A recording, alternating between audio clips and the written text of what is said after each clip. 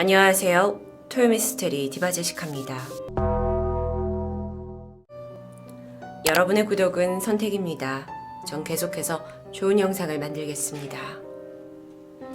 때는 1992년 지금의 프로야구팀 두산 베어스의 전신이기도 한 오비 베어스 선수들은 원정 경기를 위해 서울을 출발해 전주로 향하게 됩니다.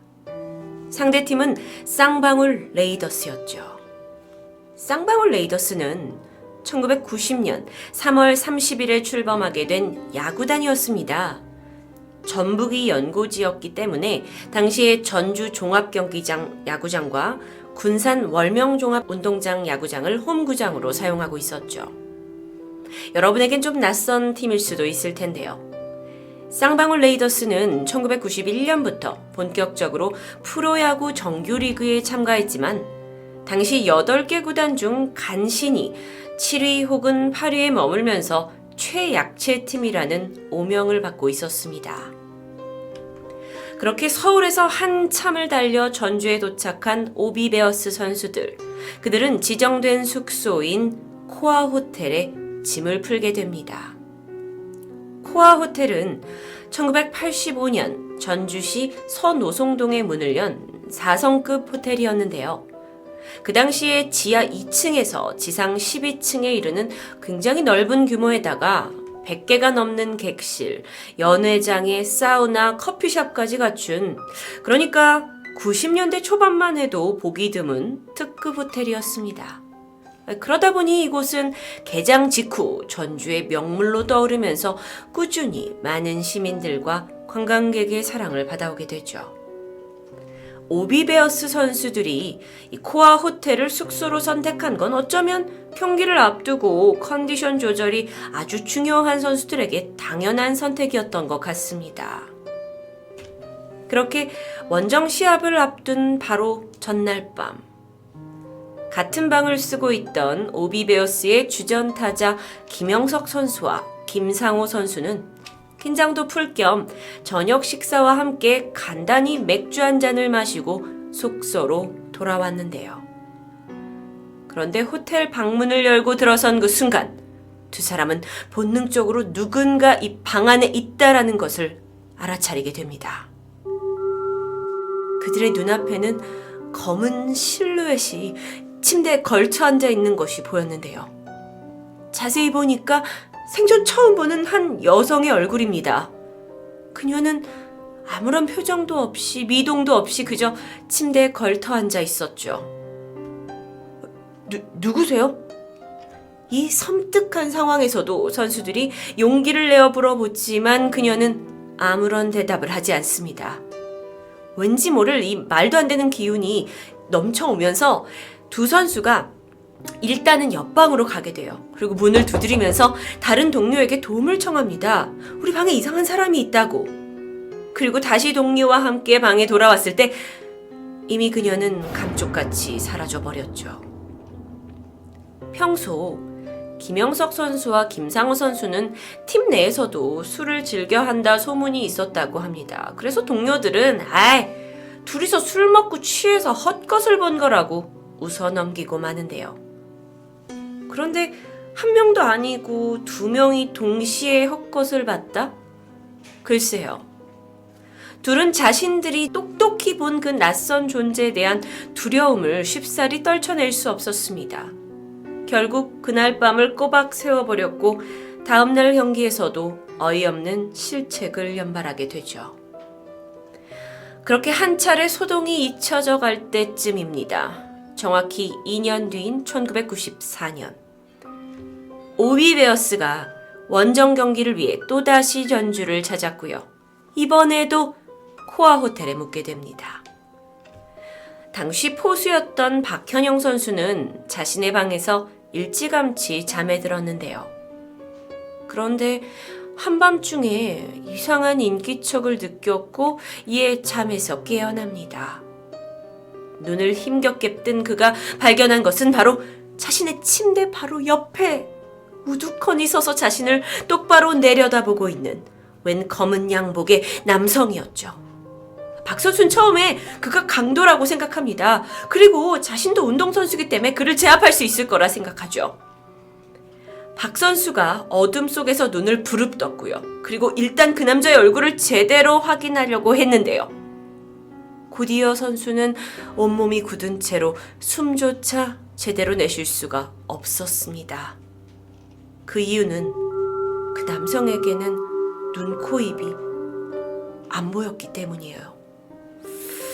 박 선수가 악! 소리를 지르고 말았죠.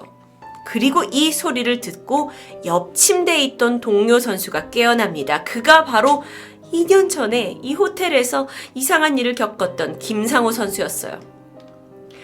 김 선수는 자신이 2년 전에 본 그 여성이 귀신이라고 굳게 믿고 있었다고 합니다.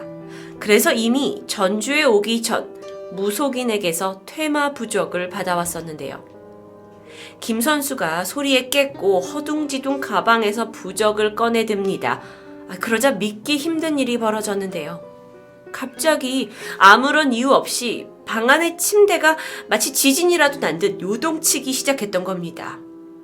이 말도 안 되는 상황에 공포에 휩싸인 두 선수는 곧장 방을 뛰쳐나왔고 트레이너 방으로 도망쳤습니다. 그렇게 전주 코아 호텔에서 길고 힘든 밤이 겨우 끝나게 됩니다. 그리고 한 달 뒤, 김상호 선수는 계속해서 가위에 시달리고 있었습니다. 여자 귀신이 몸에 올라탄 채 목을 조르는 아주 끔찍한 경험인데요. 장소는 어김없이 전주의 코아 호텔. 결국 오비 선수들 사이에서는 이 호텔에 확실히 귀신이 있다라는 소문이 퍼졌고, 이 공포감은 당연히 선수들의 컨디션에도 영향을 끼쳤겠죠. 결국 오비 베어스는 쌍방울 레이더스와의 전주 원정 경기에서는 유독 많은 패배 기록을 남기고 맙니다. 이후 잠잠했던 목격담, 그리고 2년 뒤인 1996년 또다시 시작됩니다. 이번엔 다른 야구단인 현대 유니콘스 선수들이 코아 호텔에 묵게 되는데요.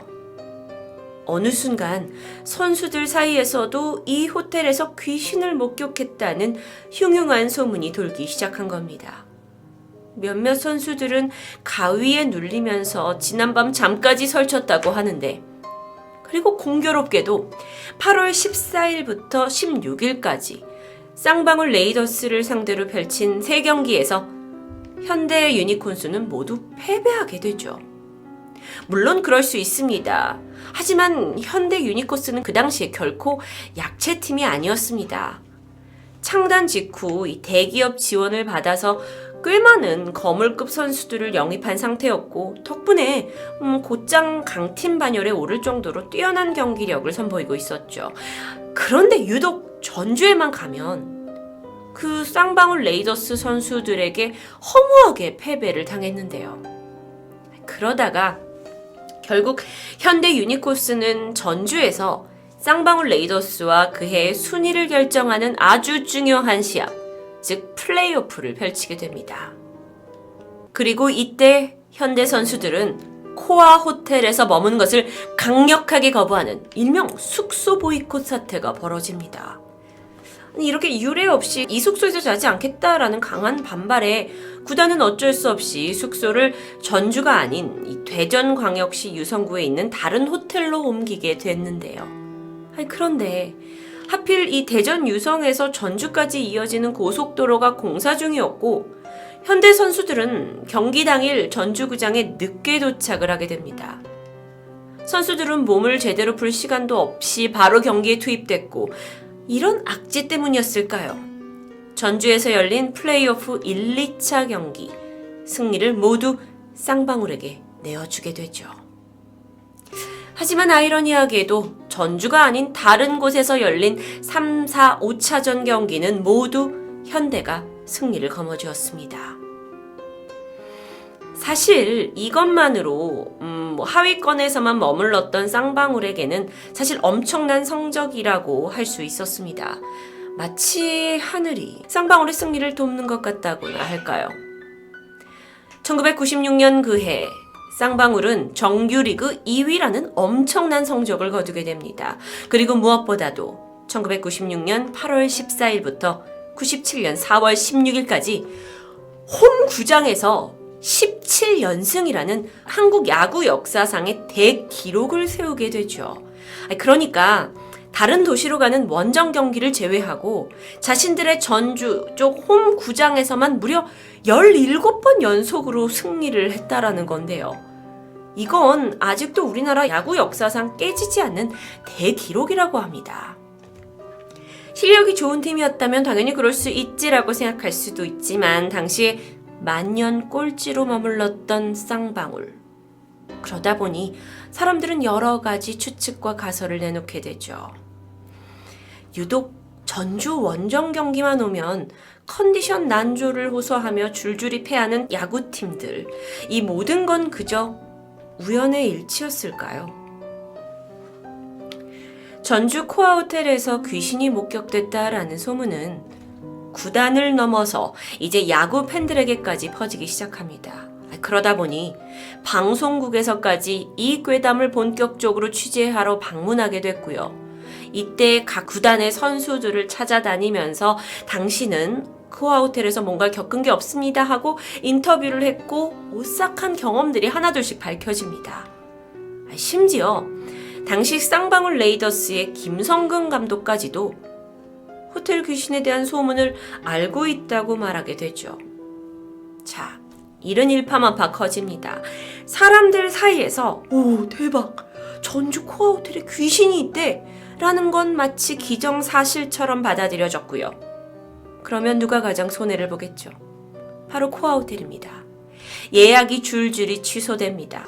호텔 측은 영업 손해를 봤다는 이유로 언론사에게 소송까지 걸게 되는데요. 사실 이곳을 둘러싼 괴소문은 야구 선수들의 목격담뿐만 아니었습니다.